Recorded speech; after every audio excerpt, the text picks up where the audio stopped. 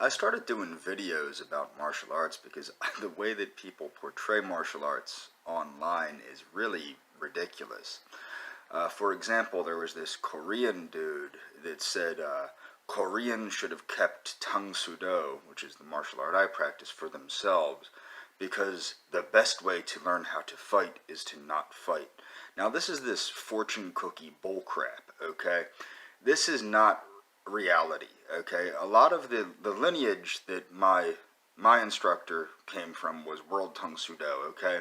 Now, the World Tung Soo Do guys, Grandmaster Shin, and other folks, they were fighters. They were not, they were not into this fortune cookie madness. This like, a best way to learn how to throw punch is to never learn how to throw punch because punch bad to fight. It's very, the reality of martial arts is martial arts are made to fight. It's not made to, now of course you should have the sense to avoid a fight because you don't want to get hurt. And that's the truth, okay? But the fact of the matter is, to portray martial arts in such a way that a best way to learn a martial art and to never use a martial art is nonsense, okay? Now, this video, what I wanted to do a video about is how traditional martial arts, everybody thinks mixed martial arts or MMA is a new thing. It is not, okay? Tung Soo Do, the style that I study. Now, I've also practiced other martial arts, off and on, primarily grappling styles and stuff like that.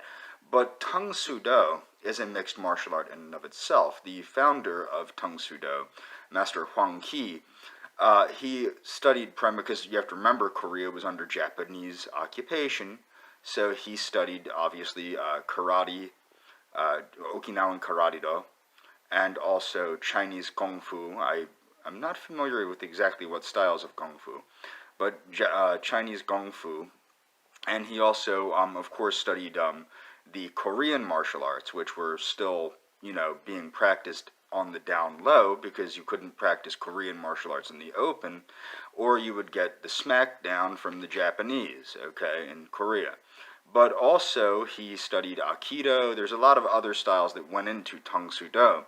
Now, I would say Tung Soo Do is most similar to Okinawan Karate-do, except we have very key differences in our philosophy of how to practice it.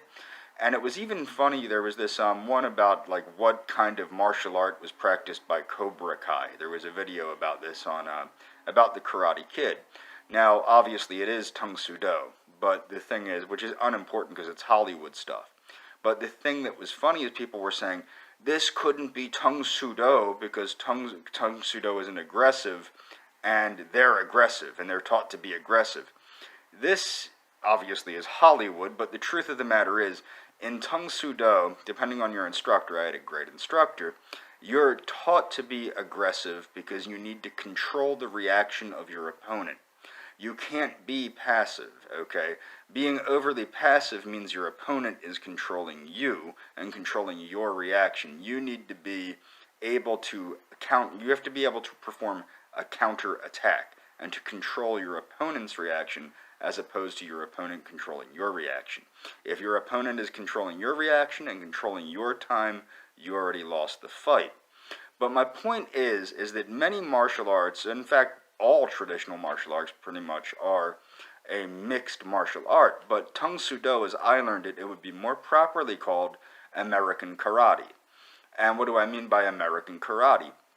Well, a lot of the Tung Soo Do guys, especially the ones like my instructor that broke away from World Tung Soo Do and other Tung Soo Do organizations, had different ideas than traditional martial artists at that time did, and incorporated a lot of the military stuff, which would be called Defendu or Combado, the Fairbairn stuff, and also other military-style martial arts. And that's why you have a complete range of fighting in the Tung Soo Do I learned. You have the full the striking range, and you also have the grappling area. Although how I learned grappling in Tung Soo Do was far different than Jiu-Jitsu. Our goal wasn't to submit. Our goal was to break the person's neck, So the other thing is, with the way modern mixed martial arts is taught, what people don't understand is MMA is taught in a ring, okay? So you're not going to be gouging people's eyes or tearing at their throats or things that are going to harm them. So when MMA guys see the way that traditional karate-like martial arts teach, they go, well, that's sissy stuff. They're not going full bore. But the thing is, the techniques that we're taught are not meant to. We're not learning to score points. We're not learning how to, how to prolong the fight or all this stuff. We're learning how to severely injure somebody so that they can't hurt us. That's the goal of traditional martial arts. Now, there are systems like Taekwondo. Now, Taekwondo is essentially a sports version of Tang Soo Do. Okay, so you don't, now you do in the classes have a lot of the eye gouging and the stuff like that, because a lot of the Taekwondo guys were originally Tang Soo Do guys that were offered a lot of dough to become Taekwondo. So they took the dough and became Taekwondo. But you will notice how to tell the difference between a Taekwondo guy and a Tang Soo Do guy is if you watch how they fight. Tang Soo Do guys always have their hands up. Taekwondo guys a lot of times will have their hands down. Now the reason for this is Taekwondo guys, they do point fighting, like Olympic style Taekwondo. Tang Soo Do, we don't do, we do point fighting in tournaments, but essentially we're fighting to basically survive, whereas in Taekwondo they're fighting in a sports type setting. And that's one of the issues is I do love competition, and I think that athletic competition is great for challenging oneself, but the fact of the matter is it waters down the traditional martial art. Now MMA, yeah, these people are pretty badass, and they are very badass, okay? But the fact of the matter is the styles that they are learning, it's like judo versus jiu-jitsu.